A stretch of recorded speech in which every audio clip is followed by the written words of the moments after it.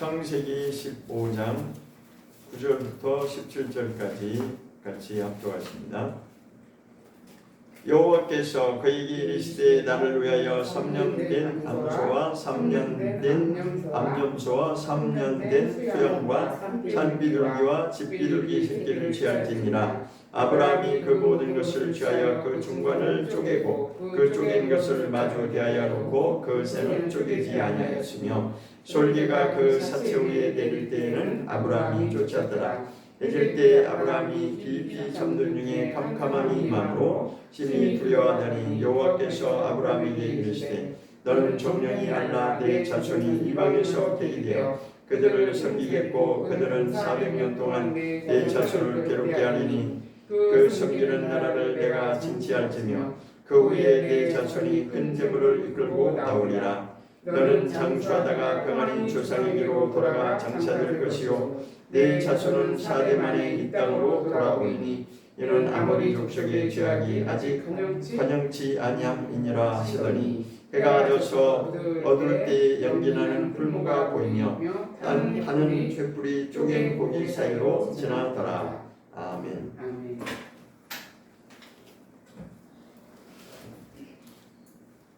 오늘은 하나님의 언약에 대해서 말씀을 나누고자 합니다. 언약에 관해서는 여러 번 설교를 했는데 오늘은 다시 한번 언약이 얼마나 중요한지를, 하나님과 우리의 사이는 언약의 관계로 출발하였습니다. 그것이 바로 아담이 받은 행위 언약입니다. 그것을 행위 언약이라고 하는데 순종하는 것을 말하죠. 그래서 하나님이 창세기 2장 16, 17절에 분명히 그렇게 말씀을 주셨어요. 네가 내 말을 지키면 나와 함께 할 것이고, 그런 말씀은 기록되지 않았지만 반대로 뭐라고 그랬어요? 만약에 내가 내 말을 어기면 너는 반드시 죽을 것이다 라고 했습니다. 죽음을 말하고 있습니다. 하나님의 언약은 지키지 않으면 죽음입니다. 그것이 바로 아담과의 첫 번째 언약으로 출발했던 것입니다. 그러나 아담은 결국 실패해서 말씀을 받고도 그 말씀을 몰라서가 아니었어요. 말씀을 알았어요. 분명히 하나님께 받은 말씀이 있었는데 그것을 지키지 못했습니다. 지키지 못하니까 결국은 하나님이 예언하신 대로 그는 죽음이 왔어요. 그것이 바로 우리 인류의 출발이었습니다. 그 한 사람으로 말미암아 모든 인류가 죄악 가운데서 사망이 우리를 지배할 수밖에 없는, 사망이 우리를 지배하는 그런 삶을 살고 있다라고 말씀하고 있죠. 사망이 우리를 지배한다는 것은 결국 우리는 그것을 깨닫고 거기서 벗어나지 못하면 사망으로 끝난다는 것입니다. 그 사망이 목숨이 끊어지는 그 사망도 물론 포함하지만 더 심각한 것은 그 이후에 진짜 사망이 무엇인지를 이제 죽으면 그때 발견하게 되는 거죠. 이것이 얼마나 심각한지 사람들은 다 깨닫지 못하고 지금 그렇게 살아가고 있어요. 또 혹자는 이 세상에서 자기가 성공하면 그것이 뭔가 되는 줄 알고 세상에서 수단과 방법을 가리지 않고 자기의 목적 달성을 위해서 그렇게 살아가는 자들도 있습니다. 그것이 욕심이죠. 그러니까 미래가 안 보이는 거예요. 당장만 보이는 거예요. 당장 눈앞에 내가 원하는 대로 살면 그것이 자기가 이기는 줄 알죠. 근데 성경은 정반대로 되어 있어요. 왜냐하면 왜 그렇게 했어요? 이미 출발부터가 빗나갔기 때문에, 아담이 출발부터 빗나가는 인생이 되어버렸기 때문에 모든 인생이 지금 다 쏟고 있는 것이. 그래서 이 성경이 구약과 신약에 주신 하나님의 말씀은 그것을 인생들로 하여금 깨닫고 돌아오게 하시려고 주신 말씀이죠. 근데 이 말씀조차도 우리 인간의 편리한 대로 풀어서 그냥 적당히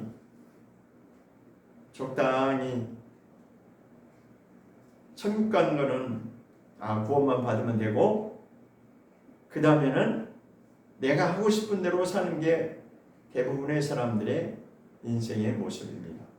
그런데 성경을 알면 알수록 얼마나 하나님이 우리를 지극히 사랑하시는지, 그 사랑하심의 수준이 우리가 생각하는 그 수준이 아니라는 것을 이제 알게 됩니다. 그래서 하나님께서 수천 년 동안 그 뿌리의 역할을 하는 구약이라고 하는 이 시간 동안, 그 뿌리 내리는 기간이 몇천 년이 걸린 거예요. 구약의 역사를 보면 몇천 년이죠. 자, 예수님이 오시기 전까지. 예수님이 오시기 전까지를 이제 구약이라고 하는데, 그 세월이 엄청 길었다 이거죠. 그것이 바로 알고 보니까 뿌리를 내리는 기간이었다라고 하는 것을 우리가 이제 알 수 있습니다.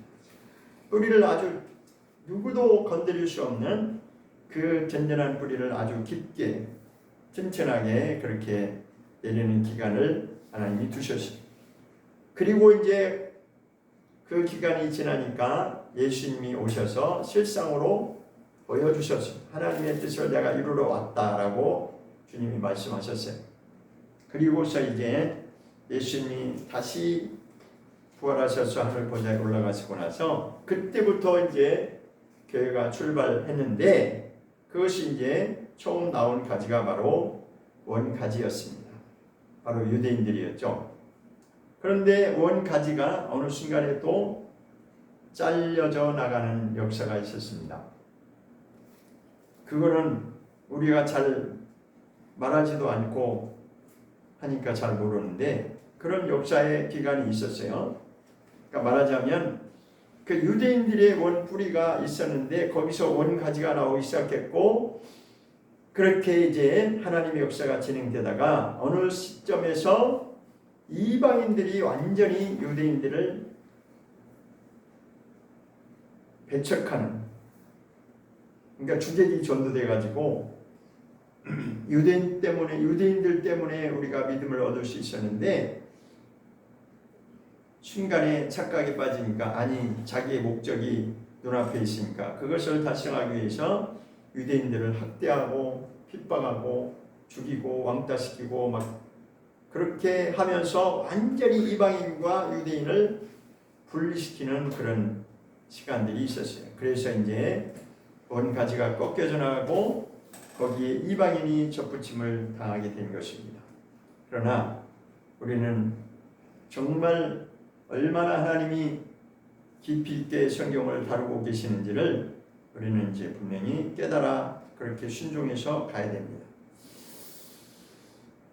그래서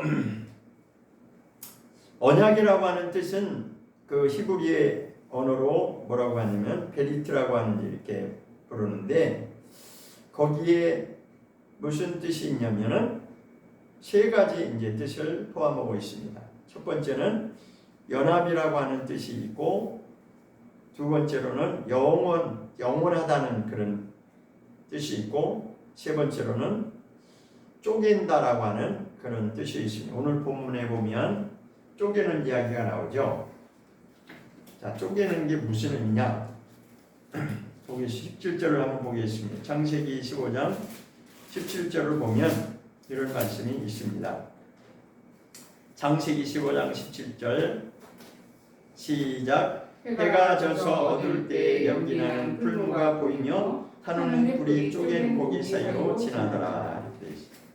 쪼개는 내용이 나오고 있어요. 그런데 10절에 가보면 또 그 내용이 쪼갠다고 하는 내용이 나옵니다. 10절 창세기 15장 10절에 보면 시작. 아브라함이 그 모든 것을 취하여 그 중간을 쪼개고 그 쪼갠 것을 마주 대하여 놓고 그것에는 쪼개지 아니하였으며.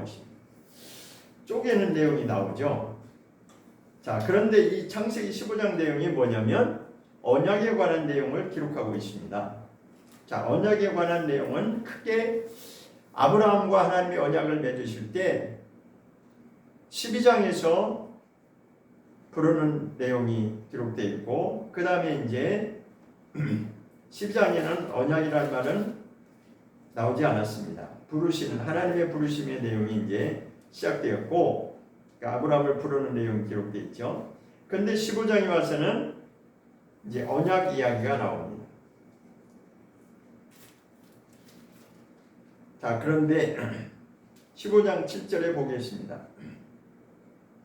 15장 7절, 창세기 15장 7절에 보면 시작. 또 그에게 이르시되 나는 이 땅을 내게 주어 업을 삼게 하려고 너를 갈대아 우르에서 이끌어낸 여호와로라 했습니다. 자, 창세기 12장에서는 아브라함을 불러내는, 갈대아 우르에서 불러내는 그 시작이었죠. 갈대아 우르는 어디에 나오냐면 창세기 11장 마지막 부분에 나오고 있습니다. 창세기 11장에 가보면 듣기만 하셔도 돼요. 데라가 아들 아브라함과 하란의 자손 그 손자 롯과 그 자부 아브라함의 아내 사레를 데리고 갈대아 우르에서 떠나, 갈대아 우르에서 출발한 거죠. 갈대아 우르가 본토라고 이렇게 나와 있어요. 그러니까 아브라함이 갈대아 우르에서 살고 있었는데 하나님이 거기서 불러낸 거예요. 어디를 향해서 가냐면 가나안 땅으로 가고자 하더니 이렇게 되어 있습니다. 그러니까 목적지가 가나안 땅이죠. 자, 그런데 창세기 15장의 7절에서 내가 너를 갈대아 우르에서 이끌어낸 목적은 바로 이것이다 라고 말씀하고 있는데, 이 땅을 내게 주어라고 해서 땅에 관한 약속을 여기서 말씀하고 있습니다. 땅을 기업으로 삼게 하려고 너를 갈대아 우르에서 내가 너를 불러냈다라고 말씀하고 있습니다. 그러니까 창세기 15장 8절에 이제 아브라함이 궁금증이 생긴 거죠. 궁금증이 안 생기면 더 이상 발전이 없죠. 아브라함이 질문을 합니다. 그러면은 내가 이 땅으로 기업을 삼게 하심의 증거가 뭡니까? 라고 이제 질문을 한 거예요. 8절이 그 내용이죠. 내가 이 땅으로 업을 삼을 줄을 무엇으로 내가 알 수 있습니까? 증거를 보여주세요 라고 했대. 그러니까 9절에 하나님이 대답하십니다. 여호와께서 아브라함에게 이제 대답하시는 거죠. 여호와께서 그에게 이르시되 나를 위하여 3년 된 암소와 3년 된 암염소와, 발음이 잘 안 되네요. 3년 된 수양과 산비둘기와 집비둘기 새끼를 취해서 이제 제사하라는 거죠. 하나님께 제사하는데 그 짐승을 잡아서 소와 양과 염소를 그리고 비둘기를 쪼개서 그것을 하나님께 이제 드리는 내용이에요. 이게 뭐냐면 이제 언약에 관한 내용을 기록하면서 쪼갠다고 하는 그 의미를 여기에 내포하고 있는 것입니다. 그 무슨 뜻이냐? 하나님과 아브라함이 지금 언약을 맺고 있는데 누구든지 약속을 어기면은 쪼갠다는 것입니다. 쪼갠다는 것은 뭐냐면 죽음을 말하는 것입니다. 그러니까 하나님과 우리 사이의 언약은 이렇게 생명에 관한 것이 사느냐 죽느냐 그것이 걸려 있어요. 생명에 관한 것이 걸려 있다 이거죠. 그러니까 아담은 이미 하나님의 말씀을 못 지킴으로 말미암아서 하나님의 생명에서 떨어져 나간 존재가 되어버린 거예요. 그래서 사망 안에서 허덕이는 거예요. 우리는 이 땅에서 먹고 사는 것이 그것이 목적인 것처럼 이제 그렇게 살아가죠. 모두가 다. 그런데 우리는 깨닫지 못하면 그럴 수밖에 없어요. 저도 그랬으니까. 저도 정말 아무것도 모를 때는, 천국에 대해서는 아무것도 모를 때는 저도 역시 마찬가지 이 세상에서 성공하는 게 목적이었죠. 그런데 정말 하나님께서 저를 은혜를 주셔서 거기서 돌이키게 이제 했습니다. 만약에 하나님의 은혜를 제게 주시지 않았다면 저도 어떻게 지금 살고 있을지 모르죠. 자, 그래서 이제 쪼갠다는 그 언약의 내용이 15장에서 처음 이제 그렇게 등장을 하고 있습니다. 자, 그런데 17장에 한번 가보면 17장도 역시 언약에 대한 말씀을 기록하고 있습니다. 17장에서는 너와 나의 언약이 영원할 것을 영원한 언약이다라고 말씀하고 있습니다. 창세기 17장 7절을 보겠습니다. 언약 맺는 이야기를 나오죠. 언약에 관해서 제일 많이 나오는 것이 17장입니다. 7절 8절을 보겠습니다. 시작. 내가 내 언약을 나와 너와 내 대대 후손 사이에 세워서 영원한 언약을 삼고 너와 내 후손의 하나님이 되리라. 내가 너와 내 후손에게 너의 구하는 이 땅 곧 가나안 일경으로 주어 영원한 기업이 되게 하고 나는 그들의 하나님이 되리라 했습니다. 여기 보면 언약 말씀을 하시면서 영원한 언약을 삼는다라고 말씀하고, 그리고 그 가나안 땅에 관한 약속도 영원한 기업이 된다라고 말씀하고 있죠. 그래서 땅에 관한 약속을 하셨습니다. 그런데 이제 그 뒤에 9절부터는 그 언약을 지키는 증표가 뭐냐? 할례다 이렇게 했죠. 할례도 사실은 죽음을 예표하는 거예요, 사실. 그냥 증표로서 이제 할례를 하나님이 이제 보여주신 것이고, 그 할례에 관한 것이 몇천 년 동안 그것이 훈련되어졌습니다. 그러니까 이스라엘의 유대 민족들은 이 할례를 안 받으면 정말 큰일 나는 줄 그렇게 알고 있어요. 그러니까 할례 안 받으면 그들은 초창기에 예수님의 복음을 전할 때 이 문제 때문에 항상 부딪혔습니다. 할례 안 받으면 구원 못 받는 줄 알았어요, 유대인들은. 근데 나중에 그 바울이라고 하는 훌륭한 정말 하나님의 사도가 등장해갖고 그게 아니고 그 할례는 이거야 라고 풀어낸 겁니다.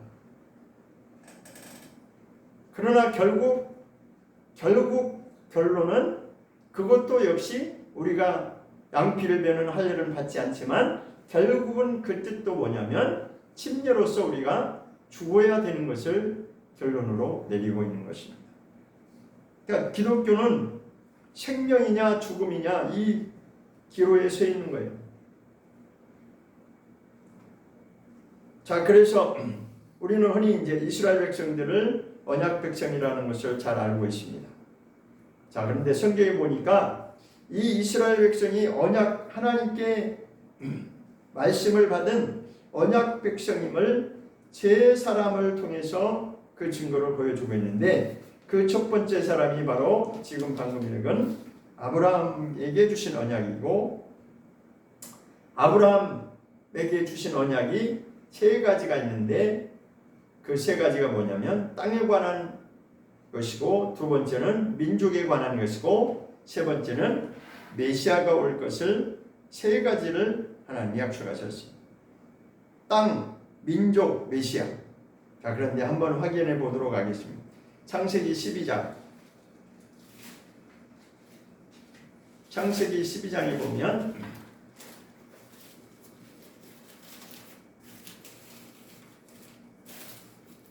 우리 사람들이 가장 좋아하는 이 복에 관한 것이 이제 여기 나오죠. 자, 창세기 12장의 2절을 보겠습니다. 시작. 내가 너로 큰 민족을 이루고 내게 복을 주어 내 이름을 창대케 하리니 너는 복의 근원이 될지라 했습니다. 그러니까 12장에서 하나님 부르실 때는 무엇을 말씀하셨냐면 복을 말씀하시면서 너로 하여금 큰 민족을 이룰 것이다 해서 민족에 관한 약속을 여기서 하나님이 말씀하셨습니다. 민족. 땅에 관한 것으로는 여기서 이제 비치고 있죠. 내게 지시하는 땅으로 가라 해서 그 목적지 땅으로 갈 것을 이제 여기서 시작했어요. 그런데 그것이 이제 구체적으로 나오는 것은 15장입니다.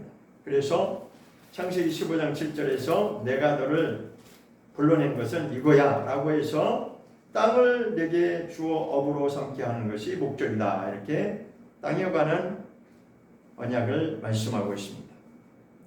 자, 그런데 세 번째로 메시아에 관한 약속이 어디에 나오냐면 메시아에 관한 약속은 22장에서 나옵니다. 창세기 22장 17절입니다. 창세기 22장 17절 18절 두 절을 읽겠습니다. 시작. 내가 네게 큰 복을 주고 내 씨로 크게 성하여 하늘의 별과 같고 바닷가의 모래와 같게 하리니 내 씨가 그 대적의 문을 얻으리라. 또 내 씨로 말미암아 천하 만민이 복을 얻으리니 이는 내가 나의 말을 준행하였음이니라. 하셨다 아니라까지. 자, 가장 중요한 땅의 약속이 있고 민족의 약속이 있고 메시아 약속이 있는데 가장 중요한 것이 여기 22장에서 나오고 있습니다. 자, 그런데 요 구절만 보면은 그런가 보다 우리는 이제 그냥 다 알고 있는 말씀이죠. 그런데 22장 전체 내용을 1절부터 보면 아주 중요한 내용이 담겨져 있죠. 하나님이 아브라함을 테스트하는 그 과정이 있었어요. 그죠? 22장 1절을 보겠습니다. 22장 1절에 보면 시작. 그 일 후에 하나님이 아브라함을 시험하시려고 그를 부르시되 이렇게 되어 있어요. 하나님이 아브라함을 부르셨다고 되어 있는데 왜 부르셨냐면 시험하시는 내용이 나오고 있습니다. 자, 그러면 창세기 10장에서는 갈대아 우르에서 부르는 과정이 있었고 여기에서는 이제 하나님이 아브라함을 테스트하는 그 과정을 지금 보여주고 있는 것입니다. 이게 이제 마지막 단계인데 여기에서 자기 아들을 바치라 번제로 드리라고 하는 그 테스트에서 통과하고 나니까 드디어 무슨 약속이 나왔냐면 메시아가 오실 것을 말씀하고 있는 것입니다. 굉장히 아주 하나님이 확실하게 보여주고 있는 것입니다. 그러니까 메시아 약속을 언제 아브라함에게 말씀하셨냐면 창세기 22장 16절을 보겠습니다. 창세기 22장 16절 시작. 가라사대 창세기 22장 16절입니다. 16절 시작. 가라사대 여호와께서 이르시기를 내가 나를 가리켜 맹세하노니 내가 이같이 행하여 내 아들 내 독자를 아끼지 아니하였은즉 이라고 했습니다. 원인이 여기서 이제 하나님이 아브라함을 테스트했는데 그걸 통과했어요. 그래서 하나님이 이제 말씀하십니다. 내가 너를 보니 정말 내 믿음이 신실하다는 것을 내가 이제는 인정할 수 있다 그 얘기죠. 내 독자를 기꺼이 내게 번제로 드리려고 했던 그 행동, 그 순종하는 행동, 그것을 보고 하나님이 이제는 확실하게 메시아 약속을 주시는 것입니다. 그러니까 원인과 결과가 있는데 그냥 주어지는 것이 아니라 반드시 하나님이 테스트할 때 그를 통과하니까 하나님이 약속을 주시는 겁니다. 17절 보겠습니다. 시작. 내가 내게 큰 복을 주고 내 씨로 크게 성하여 하늘의 별과 같고 각 바닷가의 모래와 같게 하리니 내 씨가 그 대적의 문을 얻으리라. 또 내 씨로 말미암아 천하 만민이 복을 얻으리니 이는 내가 나의 말을 준행하였음이니라 했습니다. 마지막에도 그 이유를 분명히 말씀하고 있습니다. 내가 이 약속을 내게 주는데 그것은 바로 내가 내 말에 기꺼이 순종하여 행동으로 옮겼기 때문에 행동으로 실천하는 것을 내가 보았기 때문에 너를 인정한다는 것입니다. 자, 믿음의 과정이 이렇게 결론이 나는 것입니다.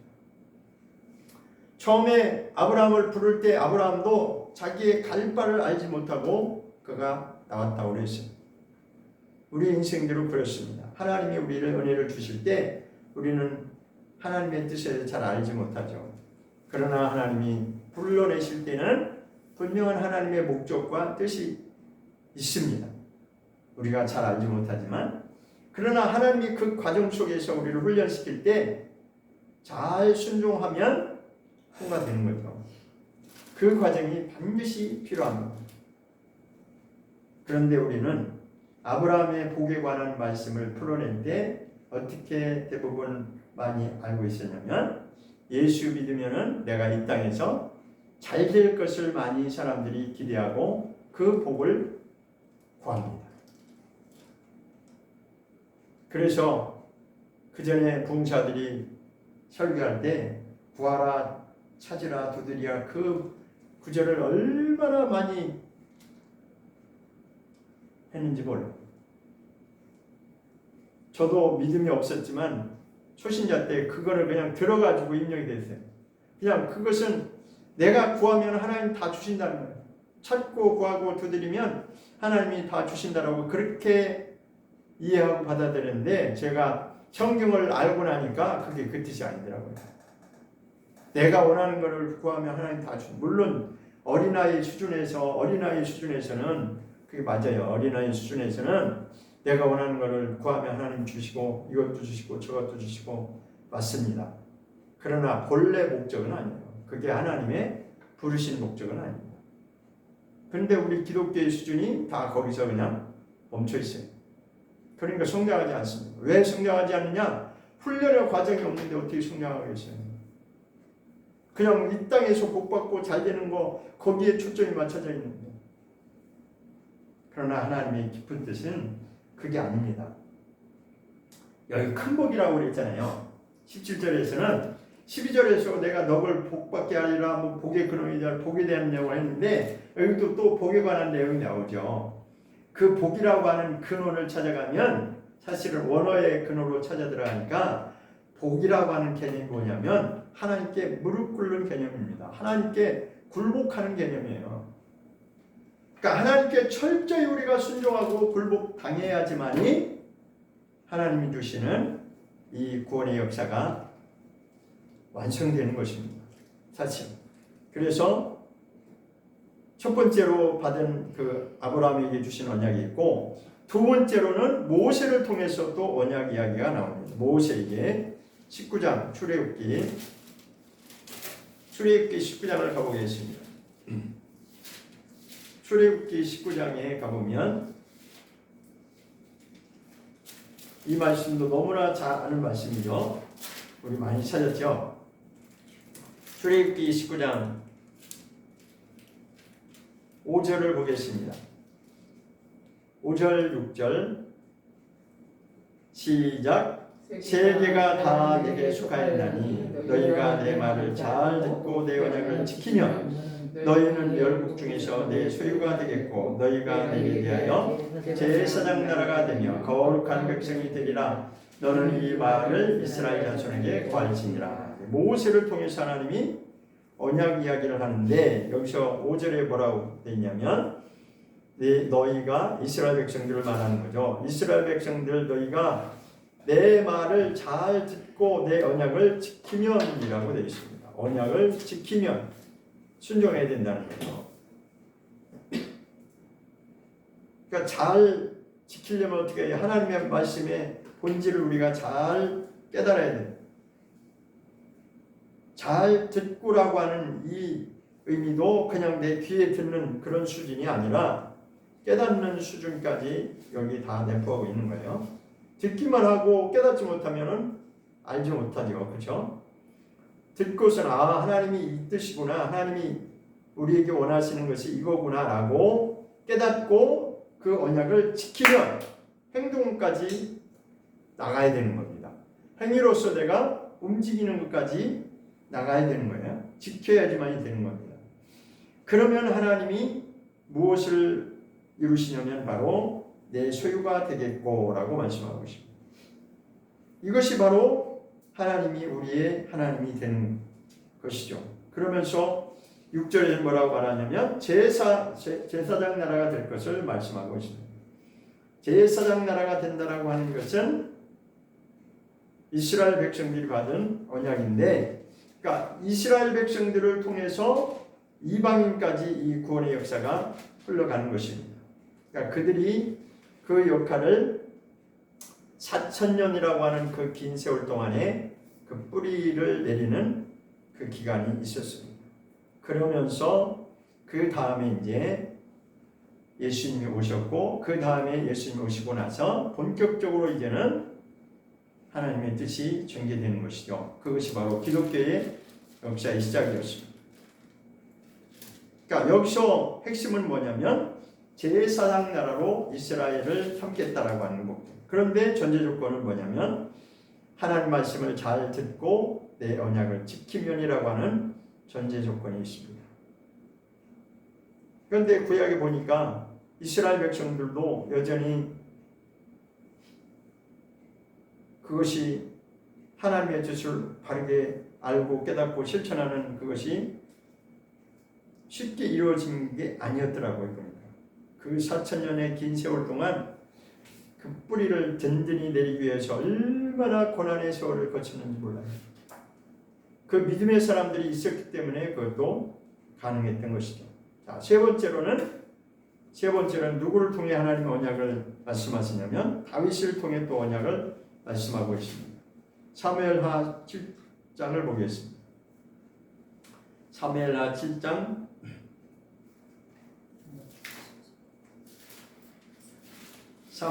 7장 8절부터 보겠습니다. 8절. 사무엘하 7장 8절에 보면 그러므로 7장 8절 사무엘하 7장 8절 보겠습니다. 시작. 그러므로 이제 내 종 다윗에게 이처럼 말하라. 만군의 여호와께서 이처럼 말씀하시기를 내가 너를 목장 곧 양을 따르는 데서 취하여 내 백성 이스라엘의 주권자를 삼고 내가 어디를 가든지 내가 너와 함께 있어 내 모든 대적을 내 앞에서 말하였은즉 세상에서 존귀한 자의 이름같이 내 이름을 존귀케 만들어 주리라. 자, 이 내용을 잘 살펴보면, 자, 7장 내용은 뭐냐면 처음 시작은 이제 다윗이 하나님의 성전을 짓고자 하는 마음을 이제 고백하는 내용으로 시작하죠. 나는 이렇게 좋은 집에 살고 있는데 하나님의 성전은 이렇게 시작하죠. 그래서 이제 하나님의 성전을 짓겠다고 하는 그 마음을 고백합니다. 선지자 나단을 통해서 고백을 하는데, 그러니까 하나님이 나단 선지자를 통해서 하나님의 뜻을 내 뜻은 이거야 라고 이렇게 말씀하는 것입니다. 자, 보면 성경에 이런 말씀이 있습니다. 7절을 보게 7장 7절 사무엘하 7장 7절 시작. 무릇 이스라엘 자손으로 더불어 행하는 곳에서 내가 내 백성 이스라엘을 먹이라고 이스라엘 어느 지파에게 내가 말하기를 너희가 어찌하여 나를 위하여 백향목집을 건축하지 아니하느냐 말하였느냐. 기억나실지 모르겠네요. 우리 성경 공부할 때 여기 좀 많이 다뤘죠, 그죠? 네. 나는 성속에 네. 기억을 하시는군요.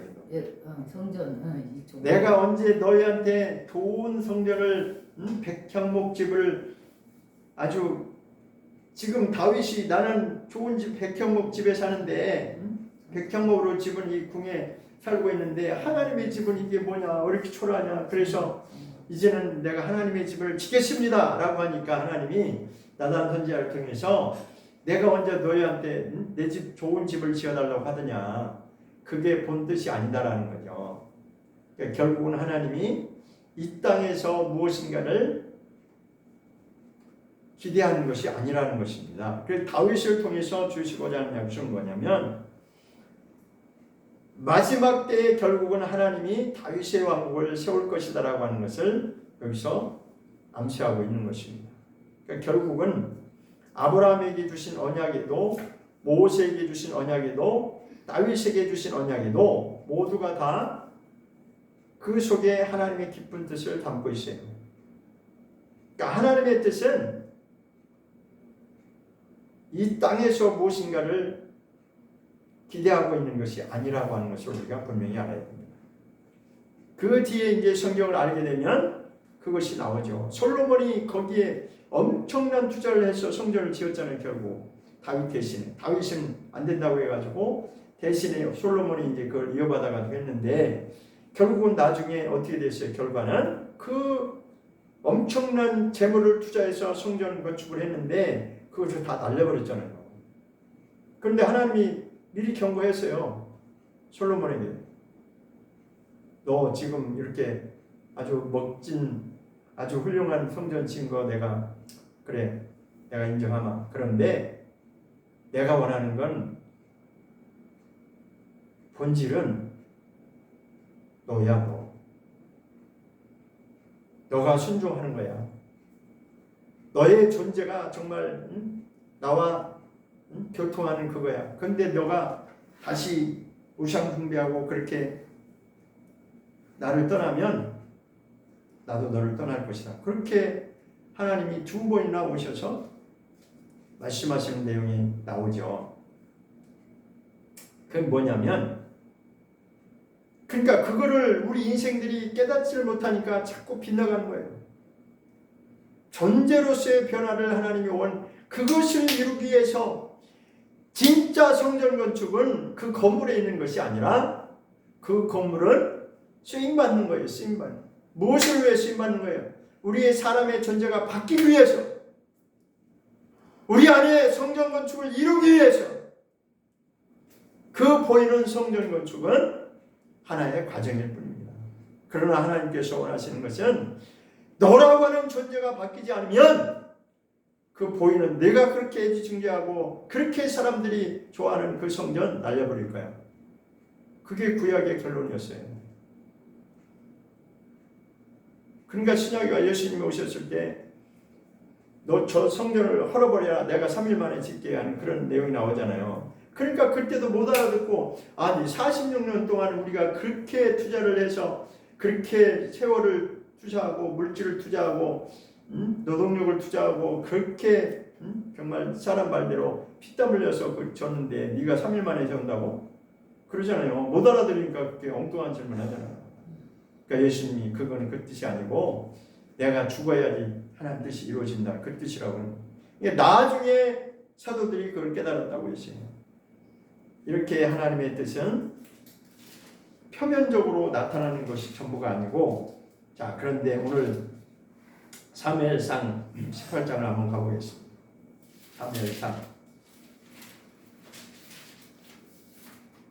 사무엘상 18장 3절과 4절을 한번 보겠습니다. 사무엘상 18장 3절과 4절을 보겠습니다. 시작. 요나단은 다윗을 자기 생명같이 사랑하여 더불어 언약을 맺었으며 요나단이 자기 입었던 겉옷을 벗어 다윗에게 주었고 그 군복과 칼과 활과 띠도 그리하였더라.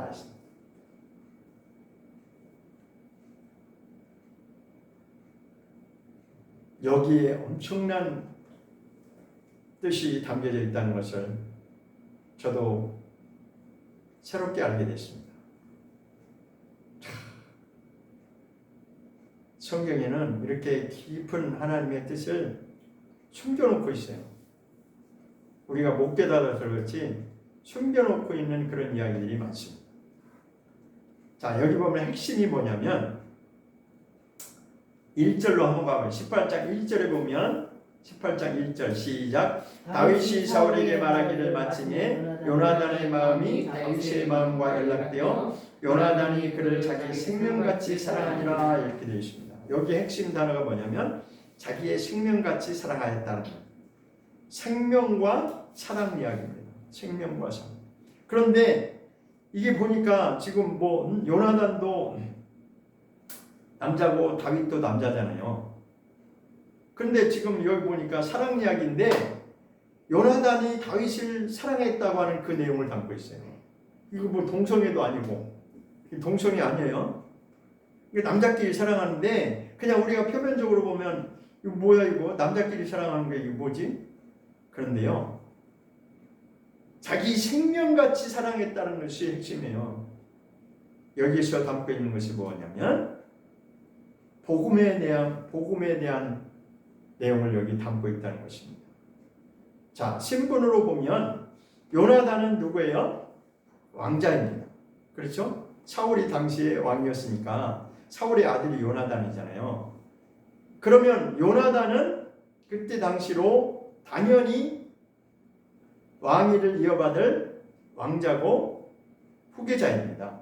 그런데 그 요나단, 왕자인 요나단이 누구를 사랑했냐면 이때까지만 다윗이 신분이 누구였어요? 목동이었어요. 그죠? 그러니까 성경을 깊게 보면 진짜 성경 재밌다니까요.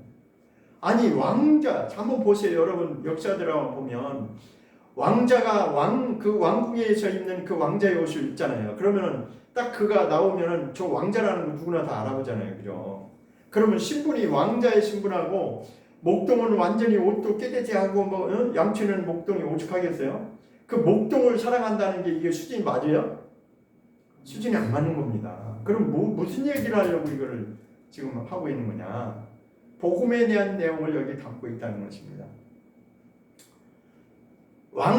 당시에 왕자였던 요나단이 다윗을 그냥 적당히 사랑한 게 아니라 우리가 말하는 그냥 무슨 사랑 그 수준이 아니에요. 자기의 생명처럼 사랑했다는 거예요. 자기의 생명, 자기의 목숨처럼 사랑했다는 것입니다. 그래서 더불어 언약을 맺었다는 이 얘기가 나오죠. 여기서 그냥 사랑하고 끝난 게 아니라 언약을 맺었다는 것입니다. 3절에 보니까 요나단은 다윗을 자기 생명, 2번 나오죠. 자기 생명같이 사랑했다고 하는 것이 2번 반복되고 있는데 요나단은 다윗을 자기 생명같이 사랑해서 그 결과가 뭐였다는 거예요? 더불어 언약을 맺었다는 거예요. 다윗과 더불어 언약을 증표를 서로 주고받았다는 겁니다. 그 증표가 뭐였냐면 겉옷을 벗어주었고 군복과 칼과 활을 주었고 띠도 그래야 했다는 것입니다. 그래서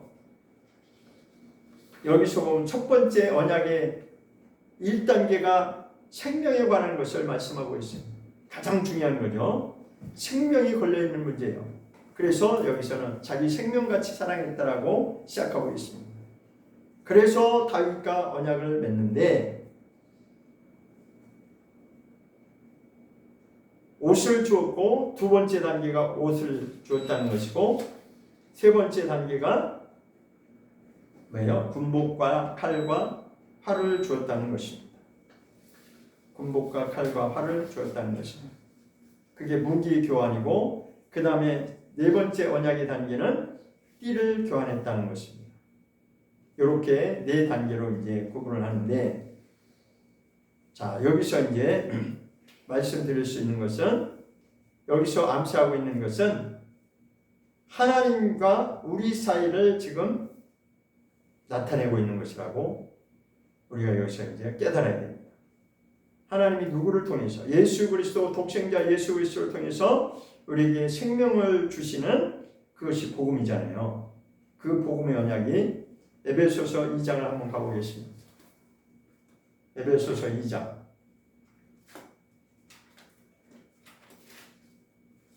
갈라디아서 뒤 에베소서 2장 에베소서 2장 3절부터 보면 시작 전에는 우리도 다 그와 그 가운데서 우리 육체 욕심을 따라 지내며 육체와 마음에 원하는 것을 하여 다른 일과 같이 본질상 진노의 자녀였더니 긍휼에 풍성하신 하나님이 우리를 사랑하신 그 큰 사랑을 인하여 허물로 죽은 우리를 그리스도와 함께 살리셨고 너희가 그 은혜로 구원을 얻은 것이라 했습니다. 자, 이 3절에서는 뭐라고 본래 우리가 어떤 사람이다 라고 그렇게 말씀하고 있고 그런데 긍휼에 풍성하신 하나님이 우리를 지극히 사랑하셔서 그 큰 사랑 때문에 우리를 허물로 죽었던 우리를 살리셨다. 예수님의 생명으로 우리를 살리셨다라고 한 것을 말씀하고 있습니다. 그러니까 본질상 우리는 어떤 사람이었다고 그래요? 육체의 욕심을 따라 살 수밖에 없는 그러나 미천한 존재들이었다는 거예요. 우리 다 그런 사람들이잖아요. 복음을 알지 못하면 인생이 뭔지 모르고 그저 살기 위해서 목숨 살기 위해서 그렇게 살잖아요. 육체에 원하는 대로 육체 욕심을 따라서 그렇게 살잖아요. 그게 우리의 본질이라는 거예요. 그런데 하나님이 예수 그리스도의 그 독생자 예수 그리스도의 생명을 통해서 생명을 내어 주심으로 말미암아 그의 피값으로 말미암아 우리를 새로운 신분으로 다시 거듭나게 하겠다는 것입니다. 우리 거듭남으로 그런 은혜를 받은 자죠. 이제 은혜를 받았어요. 그럼 은혜를 받았으면 그 언약의 기쁜 뜻을 알고 그 언약의 결과는 어디까지 가야 된다고 하는 것을 우리가 알고 가야 되는 겁니다. 그런데 대부분은 어떻게 하냐면 대부분의 사람들은 저도 그런 얘기 많이 들었어요. 그전에 아이 적당해 너무 깊이 빠지지 마 그런 말 듣죠. 근데 그건 맞지 않는 얘기입니다. 하나님 뜻하고 어긋나는 거예요. 하나님이 원하시는 것은 더 하나님께 더 가까이 가기를 원하고 더 깊이 정말 하나님과의 관계에서 더 가까이 더 깊이 들어가기를 원하지 적당한 어느 선에서 멈추기를 원하지 않습니다. 그것은 마귀의 전략이에요. 자, 그래서 사무엘상으로 다시 돌아가서 이게 왜 다윗과 요나단 이야기가 그 이야기냐? 이제 우리가 이제 그것을 이해를 할 필요가 있죠.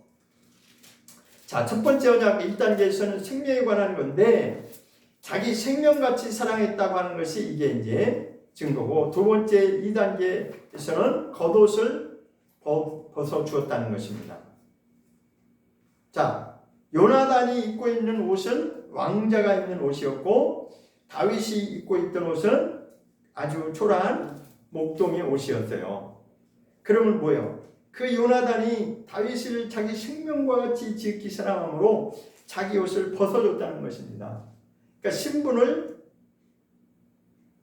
그에게 넘기는 것과 마찬가지입니다. 그러니까 이미 요나단은 앞으로 일어날 일을 알고 이렇게 행동을 한 거죠. 다윗이 왕이 될 것을 알고 다윗에게 자기 원래대로 하면은 어떻게 되는 거예요? 당연히 요나단이라고 하는 아들이 후계자가 되어서 왕이 되어야 맞는 거죠. 그게 상식이죠. 그런데 요나단이 자기의 그 왕자의 신분을 다음을 이어갈 그 이스라엘 왕의 통치자로서의 왕의 권세를 다윗에게 넘겨주는 그 행동을 하는 거예요. 지금 옷을 벗어주고 그 다음에 군복과 칼과 활까지 다 벗어준 겁니다. 그건 뭔 얘기냐면 이제 너는 이제부터 목동병을 하지 말고 너의 임무는 이거야. 나라를 지키는 거야. 당시에 말로 하면 뭐야? 블레셋을 대적해서 싸우는 것이 너가 할 일이다. 그래서 무기를 준 것입니다. 창을 주고 군복을 주고 활을 주고 그렇게 주었다는 것입니다. 그러니까 무기를 넘겼다고 하는 것은 자기의 그 신분 자체를 아예 그냥 넘겨준 거나 마찬가지예요. 자, 네 번째 이제 4단계는 3단계가 이제 무기 교환이고 네 번째는 띠를 줬다고 해요. 띠에는 어떤 의미가 있냐면 허리에 매는 띠에는 힘의 상징이 있는데 이사야서 11장을 한번 보겠습니다. 이사야서 11장 5절. 이사야서 조금 좀 힘드셔도 잘 소화를 하셨으면 좋겠습니다. 이사야서 11장 5절 시작. 공의로 허리띠를 삼으며 성실로 몸의 띠를 삼으리라. 다시 한번 공의로 그 허리띠를 삼으며 성실로 몸의 띠를 삼으리라. 이렇게 돼 있어요. 그죠? 허리띠 이야기가 여기 나왔죠. 그러니까 허리라고 하는 힘의 상징인데 무엇이 힘이냐? 우리가 말하는 이 완력, 힘센 사람이 약자를 억압하는 그런 힘을 말하는 게 아니고 공의로 허리띠를 삼고 성실로 몸의 띠를 삼으라 돼 있습니다. 자, 이것을 구체적으로 이해를 하려면 신약으로 가서 이제 이해를 해야 됩니다. 신약에 에베소서 6장을 가보겠습니다. 에베소서 6장. 자, 에베소 6장에 보면 14절을 보겠습니다. 에베소서 6장 14절. 여기도 허리띠 이야기가 나옵니다. 찾으셨죠? 예. 시작. 그런즉 서서 진리로 너희 허리띠를 띠고 의의 흉대를 붙이고 이렇게 되셨죠. 자, 에베소서 6장의 10절부터 이 내용이 무슨 이야기냐면 진리로 무장하는 그 내용이고 마귀와의 영적 싸움을 기록하는 것이죠. 그죠? 그래서 종말로 너희가 주 안에서와 10절에 보면 그 힘의 능력으로 강건하여지고 이렇게 돼 있어요. 힘의 능력으로. 무슨 힘이겠어요? 하나님의 주시는 힘이죠. 하나님이 우리의 공급하시는 힘을 말하는 거죠. 마귀와 대적하는 것인데 마귀의 괴계를 물리치려면 하나님의 전신갑주를 입어야 가능하다는 것입니다.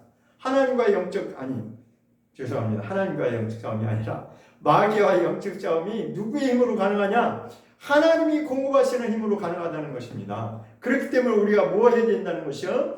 하나님의 전신갑주를 무장시켜야 된다는 겁니다. 하나님의 전신갑주를 무장해야 그게 가능하다. 그 내용 중에 하나가 바로 허리띠 이야기가 나옵니다. 그런데 허리띠가 뭐냐면 진리를 말하고 있습니다. 14절. 진리로 너희 허리띠를 띠라 이 말씀이에요. 그러니까 아까 이사야서 11장 5절에 나온 그 공이라고 하는 것과 성실이라고 하는 것은 바로 직결되는 것이 진리를 말하는 거죠. 진리의 내용으로 우리가 무장돼야 그 공의가 가능하다는 거죠. 하나님의 의가 가능하다는 거죠. 진리가 무엇인지 모르고 진리를 우리가 무장하지 않으면, 진리를 바로 이해하지 못하고 무장하지 않으면 이 허리띠를 우리가 뺄 수 없다는 것이에요. 자, 우리 남자의 형제는 이 허리띠 있잖아요. 씨름할 때 이게 허리 잡잖아요. 이게 힘의 상징이 여기 들어가요. 그런데 성경에도 허리띠 이야기를 하면서 진리가 허리띠다라고 그렇게 말하고 있어요. 진리로 무장해야 이게 허리에 딱 받쳐주는 힘으로 우리가 이제 군사로서의 싸움을 할 수 있다는 뜻입니다. 그러니까 당시에 요나단이 띠를 넘긴 것은 뭐냐면 힘의 상징인데 다윗에게 자 이제 내가 지금까지 가지고 있던 그 막강한 힘을 왕자로서의 그 왕자면은 왕당이잖아요. 후계자니까 그죠? 그 막강한 힘을 내게로 내가 전가하니까 이 힘으로 내가 무장하고 싸우라는 그런 의미라는 거죠. 그러니까 복음이 담겨져 있는데 우리가 하나님의 힘으로 하나님의 전신갑주로 하나님의 진리로 무장해야 그 하나님이 공급하시는 힘으로 우리가 마귀와 대적하고 영적 싸움을 할 수 있다는 것입니다. 그래야지만이 성장이 가능하고 그래야지만이 하나님의 뜻을 더 바로 깊이 깨닫고 나갈 수 있는 것입니다.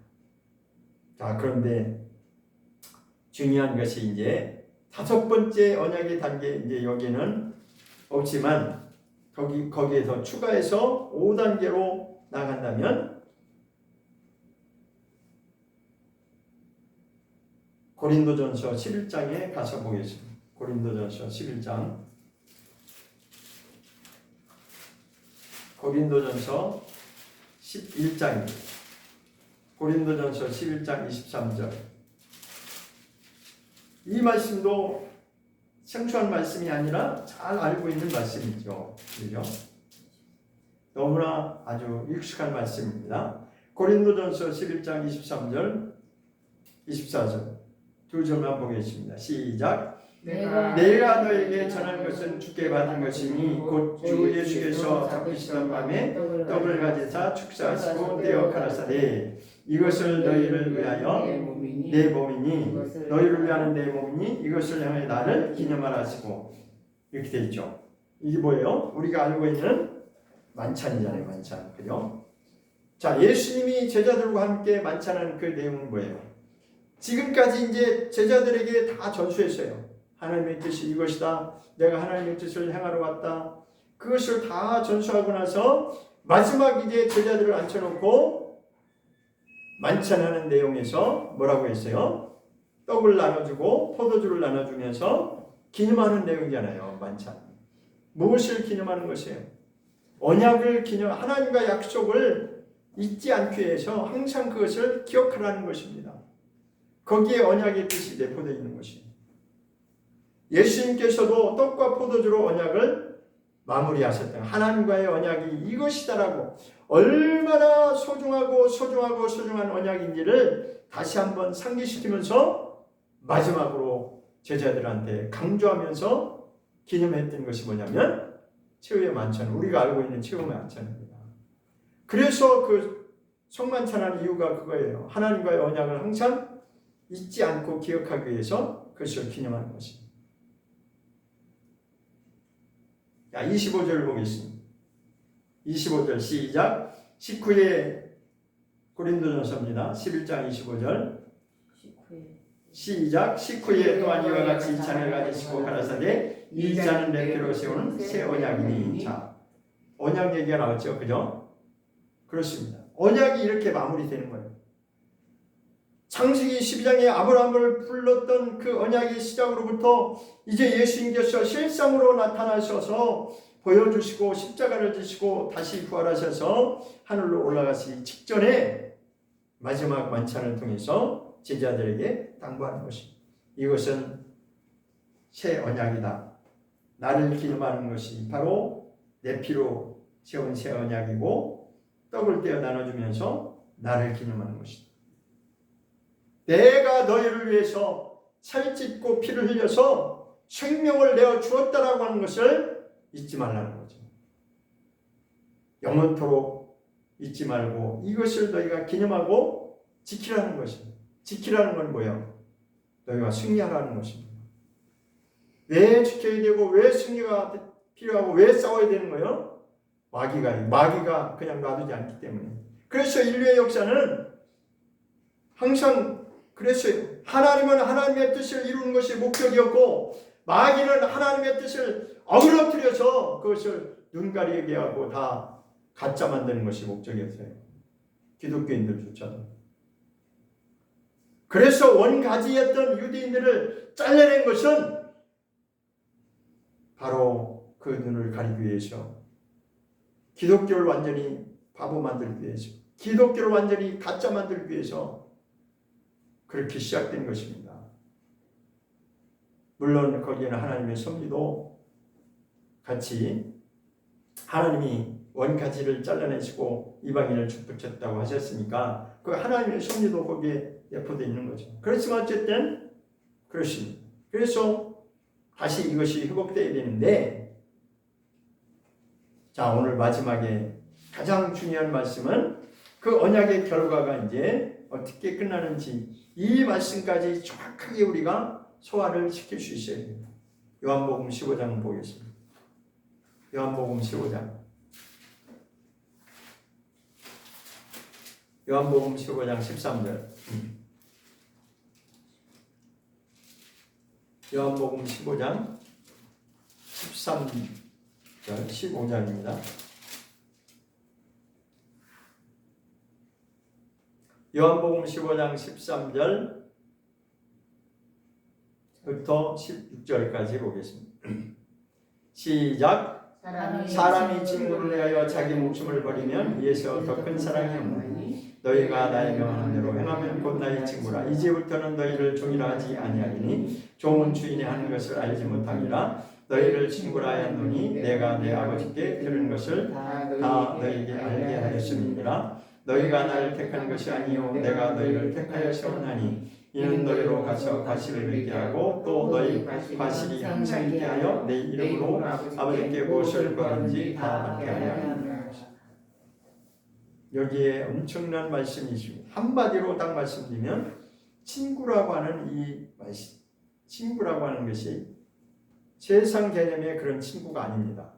잘 말씀을 이해하면 여기 뭐라고 되죠? 친구의 개념을 딱 정의하고 있는데 누가 친구냐? 13절에 사람이 친구를 위하여 자기 목숨을 버릴 수 있으면, 버리면이라고 하는 것은 가정법을 이렇게 할 수 있다면 그렇다는 거죠. 그러니까 전제 조건이 뭐예요? 친구를 위해서 자기 목숨까지도 기꺼이 내줄 수 있으면 이거보다 더 큰 사랑은 없다. 이렇게 말씀하고 있습니다. 그러니까 하나님, 예수님과 우리 사이를, 하나님과 우리 사이를 친구로 표현하고 있어요. 그런데 그 친구라고 하는 수준은 세상이 말하고 있는 그런 친구, 그게 아닙니다. 같이 그냥 막 놀고 그런 개념의 친구가 아니에요. 목숨을 걸고 생명을 나눌 수 있는 그 수준을 여기서 말하고, 친구를 위해서 내가 목숨을 기꺼이 내놓겠다. 그러면 이것은 진정한 사랑이라고 말할 수 있다. 이렇게 말하고 있습니다.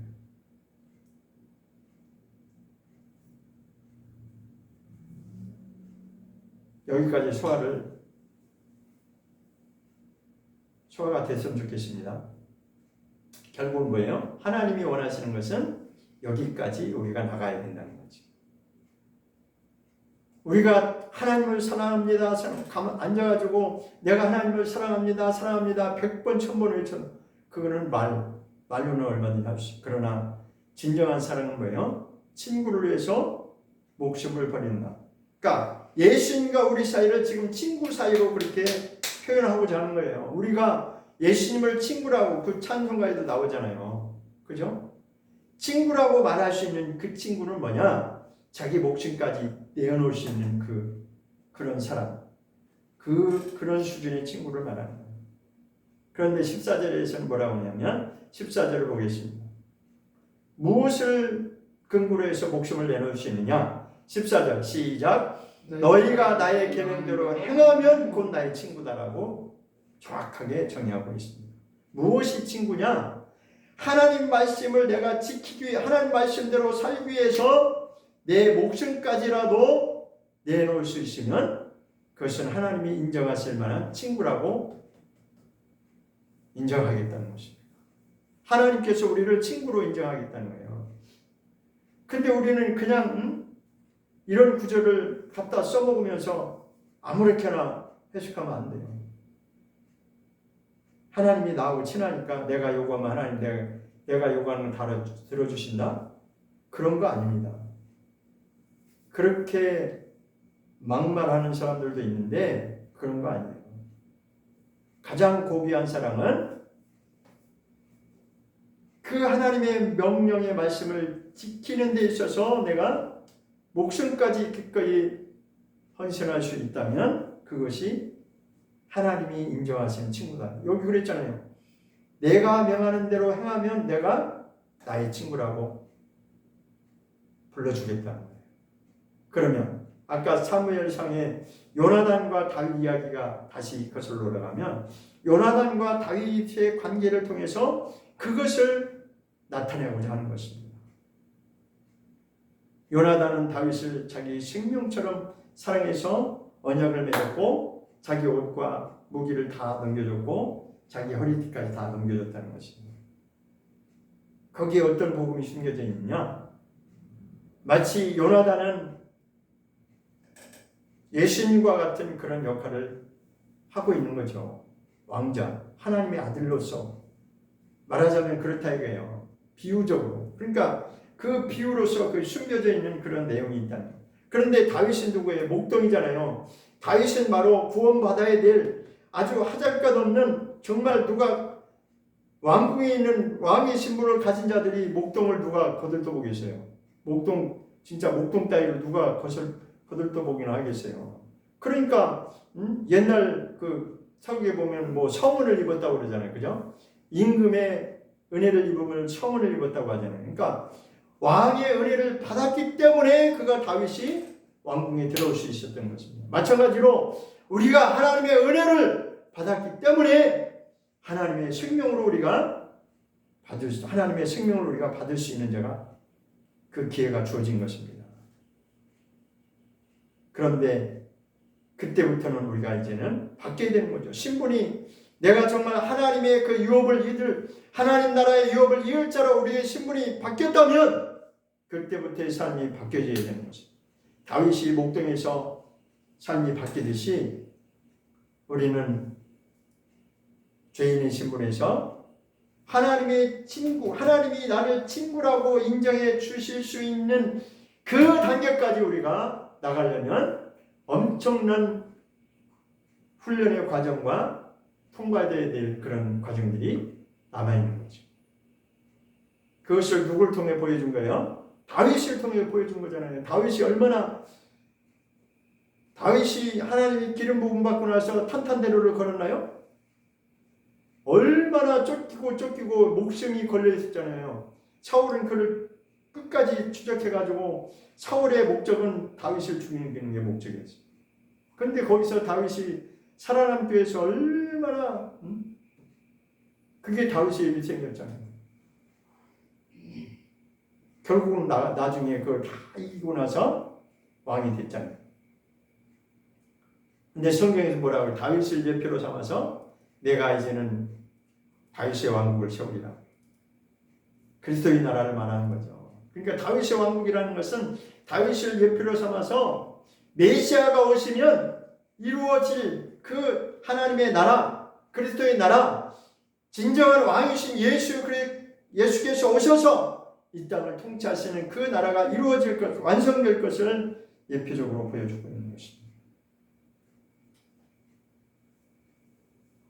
15절도 보겠습니다. 요한복음 15장 15절 시작. 이제부터는 너희를 종이라 하지 아니하리니 종은 주인이 하는 것을 알지 못함이라. 너희를 친구라 하였노니 내가 내 아버지께 들은 것을 다 너희에게 알게 하였습니다. 이게 무슨 말씀이에요? 너희가 종의 신분으로 있다면, 아직까지도 너희가 종의 신분으로 머물고 있다면 주인의 본 뜻이 뭔지를 못 깨닫는다. 종은 주인이 시키는 대로 할 뿐이지만 주인의 깊은 뜻을 알지 못한다는 것입니다. 그러면 누가 할 수 있느냐? 친구라고 인정할 수 있는 자는 그것을 안다는 거죠. 내가 너희를 친구라고 불러놓으니 그 이유는 뭐냐면 내가 아버지께 들은 것을 다 너희에게 알게 다 주었다는 거예요. 우리가 그 단계까지 우리가 가야 되는 겁니다. 우리가 구원받는 목적은 그냥 사람들은 나는 그냥 구원만 턱걸이 구원이라도 받으면 되고 그냥 겨우 뻘거벗은 구원이라 오죽했으면 그런 말까지 나왔겠어요. 그죠? 뻘거벗은 구원이 뭐가 있고 턱걸이 구원이 어디 그 사람들이 만드는 얘기죠. 그만큼 자 역으로 말하면 이 땅에 미련이 있다는 겁니다. 그냥 구원받는 거는 두 번째 부차적인 문제고 나는 이 땅에서 뭔가 좀 복받고 싶고 이 땅에 뭔가 성공하고 싶고 이 땅에 뭔가 잘 되고 싶고 그게 더 비중이 크다는 거예요. 기독교인들도 솔직히 얘기해서 진짜로 하나님의 뜻을 깨닫는 자는 주인의 뜻이 뭔지 안다는 거예요. 그러면 어디까지 갈 수 있다? 친구의 그 여기서 친구라고 하는 것은 하나님과 우리가 친구가 될 수 없어요. 절대로. 친구가 될 수 없는데 하나님 그렇게 그 수준까지 우리를 높여주시고 있잖아요. 단 친구를 위해서 목숨을 기꺼이 내놓을 수 있는 자, 하나님의 명을 지키기 위해서 하나님의 명령대로 내가 살기 위해서 기꺼이 내 목숨까지도 내놓을 수 있는 자는 하나님 인정하겠다는 거예요. 이건 마치 누가 같아요? 아브라함이 아까 마지막 메시아 약속을 받을 때 자기 아들을 기꺼이 내놓으니까 행동으로 옮기니까 하나님 인정해 주셨잖아요. 이 구원의 약속은 이와 같은 것입니다. 자꾸만 세상에 미련을 두고 있는 그런 마음들은 아직도 내 마음에 마귀의 속성이 남아있기 때문에 그런 것이고 육체의 본성대로 살아가는 그것을 벗어버리지 않으면 결단코 이 단계까지 갈 수가 없어요. 친구의 이 단계까지 갈 수가 없다고. 성경에서 말하는 친구는 가장 고귀한 최고의 사랑을 지금 다윗과 요나단을 통해서 보여주고 있는 것입니다. 다윗은 왕자의 신분으로서 그 목동이의 자기의 신분을 다 전수하고자 하는 그 언약을 맺었습니다. 그것은 마치 예수님과 우리 사이에 복음의 언약을 그렇게 설명하고자 하는 그 뜻이 거기에 숨겨져 있다는 것입니다.